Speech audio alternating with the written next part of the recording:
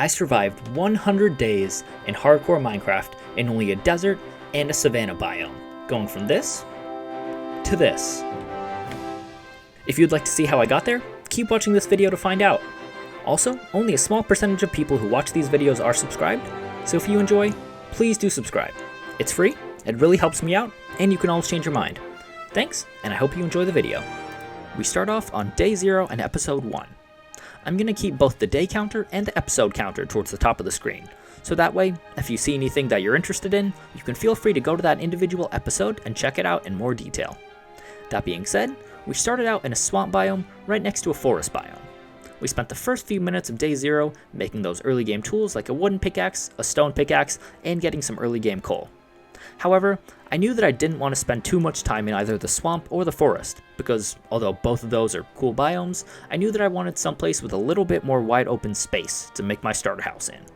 So after trapping some chickens and taking some sugarcane from the swamp, we set off through the forest looking for a biome with more open space. After just a couple minutes of searching, we came across a desert, and more excitingly, a desert temple. After carefully checking for any mobs, we dug our way down, immediately disarmed the TNT, and set out to collect our first loot in the game. We actually managed to get a decent amount of sand, bones, gunpowder, etc., and we also got 2 golden apples, a saddle, and an enchanted golden apple.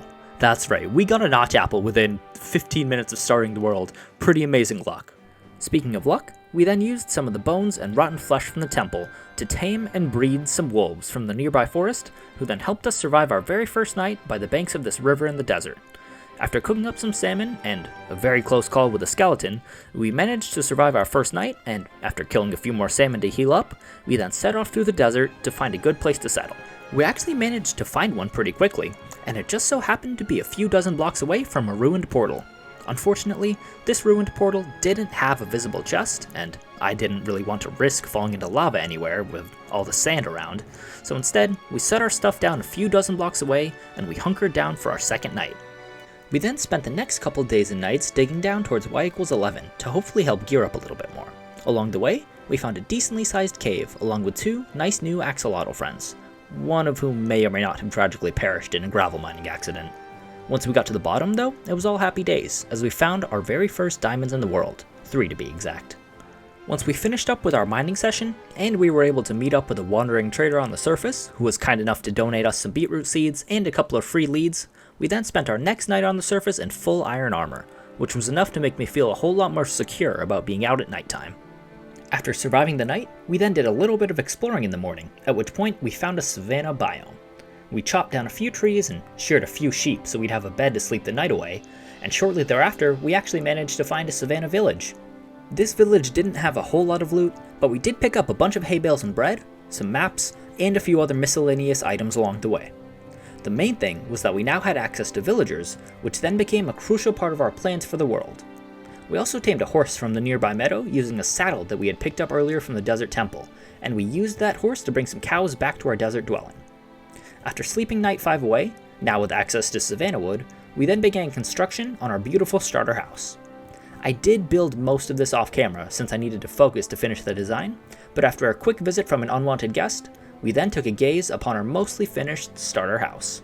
I say mostly because we do add a few more touches later on, but before then, we take a quick look through what we have so far.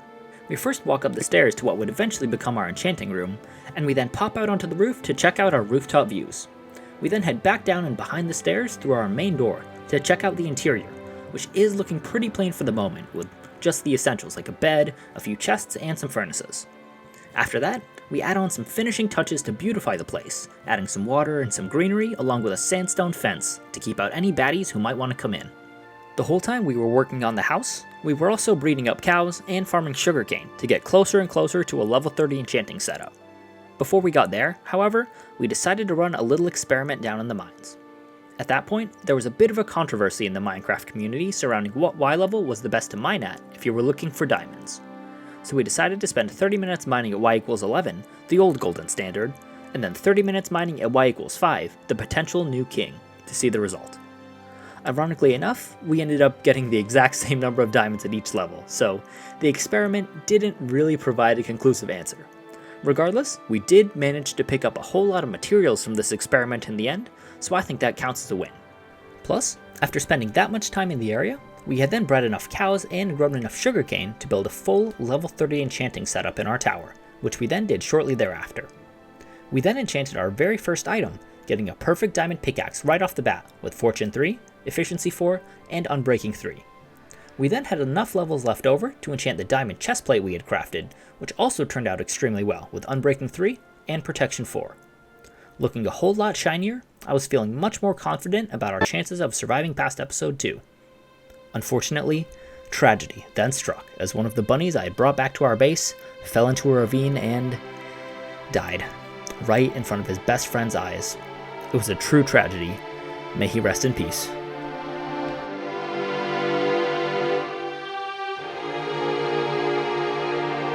Okay, that's enough of that. Anyways, after doing a little bit more mining off camera, we were looking pretty good for resources, so we went ahead and crafted up a bit more diamond armor and a diamond shovel, along with an anvil to help put some good enchantments on the diamond shovel. Most of this was done in preparation for our next project, and really our first big project of the series, a villager breeder. We started by leveling out an area in the middle of the village, close to the cliffside. You'll see why that's important soon.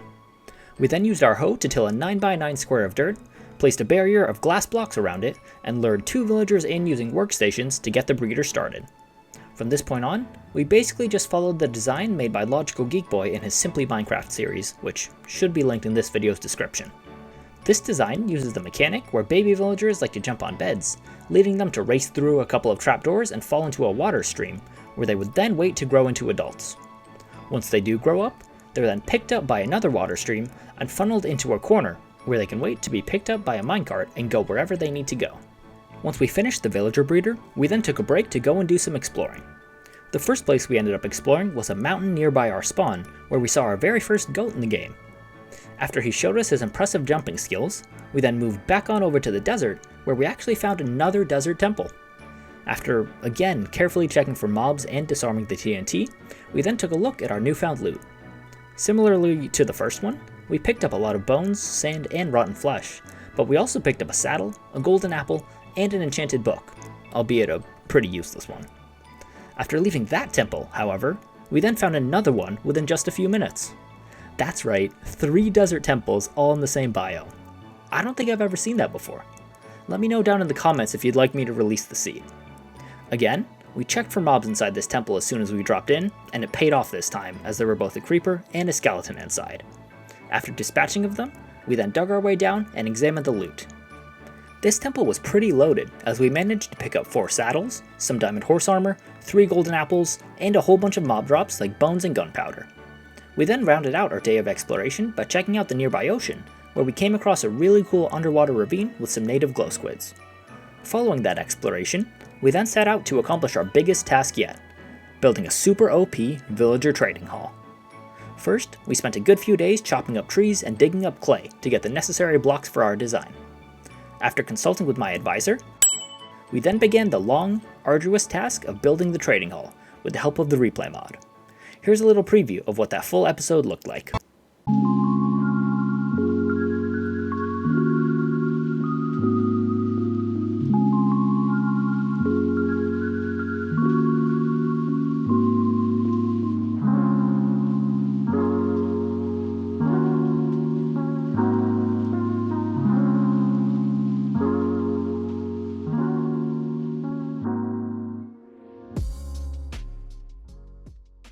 Once we finished constructing the trading hall, it then came time for everybody's favorite part of Minecraft, moving villagers around.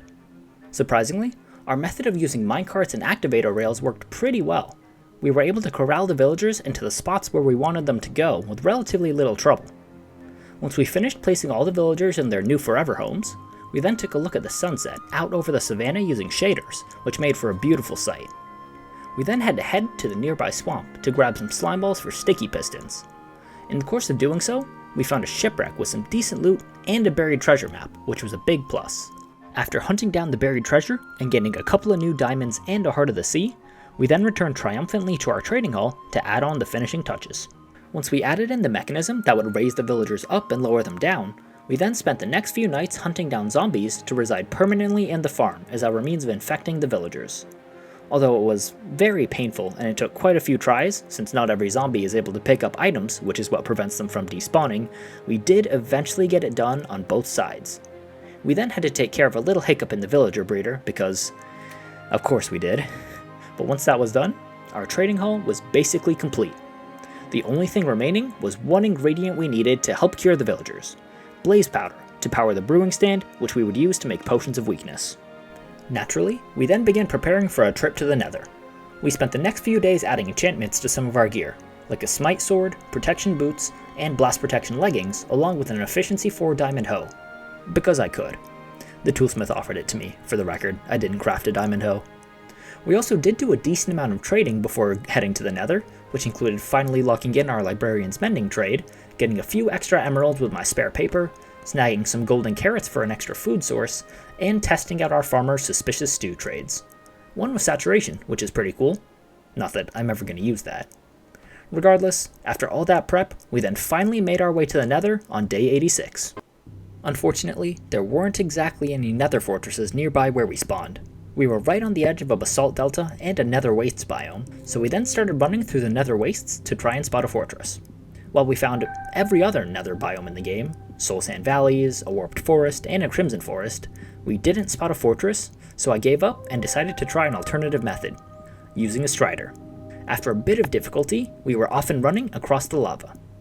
Unfortunately, we didn't really have much luck with our sentient lava boat either, running into basically everything you can imagine except for a fortress. Bastions, ruined portals, new copies of all the different biomes, you name it. Finally, after traveling several hundred blocks in the opposite direction, we finally spotted those ugly maroon blocks that meant we were at a Nether fortress. After getting immensely lucky and picking up a wither skeleton skull on our first try, the luck then continued as we turned the corner right into a blaze spawner. We then spent the next several minutes collecting blaze rods until we hit 15 of them, which I figured would be enough for the moment. After that, we then explored a little bit of the Nether fortress, finding a couple of chests. These chests were actually very profitable, giving us a total of 8 diamonds and 2 saddles. Once we collected that loot, we then began the long journey back home, since we were getting pretty low on food. After making our way back towards the portal, we corralled our strider friends away for the next time we would need them, and we then returned to our villager trading hall, where the fun could really begin. We brewed up some splash potions of weakness, and, after a little bit of coaxing, the zombies did their work and began infecting villagers. For some reason, the zombies were a little bit finicky. Maybe because they could see me through some of the workstations, and they were targeting me rather than the villagers. Regardless, as you can see with the help of the replay mod, we finally got the zombies to infect all the villagers who we had lowered down. Once that was done, it was just a matter of throwing the splash potions of weakness and using the 6 golden apples I had picked up from the desert temples to begin curing them. After a few minutes waiting, which I spent farming up carrots and beetroots to trade with the farmer villager, we eventually got the Zombie Doctor achievement, which let us know that the villagers were finishing the curing process. This is where the real power of the farm comes in. Just look at that mending trade. As of day 96, we basically have infinite mending books, infinite food, infinite diamond tools, and much, much more once we get the other villagers infected and cured. And as we gaze out over the savannah sunset, that, my friends, is where we end our 100 days in hardcore Minecraft. This video took a long time to make, much longer than I was expecting, so if you enjoyed, please do consider liking, sharing, and subscribing. It really helps me out, and it'll really encourage me to keep on going with this channel, which is something that I've really been enjoying and that I hope to continue with. With that all said, thank you all for watching. Stay tuned to my channel if you'd like to see more Let's Play episodes, because those will be coming out in the near future, and I will see you soon.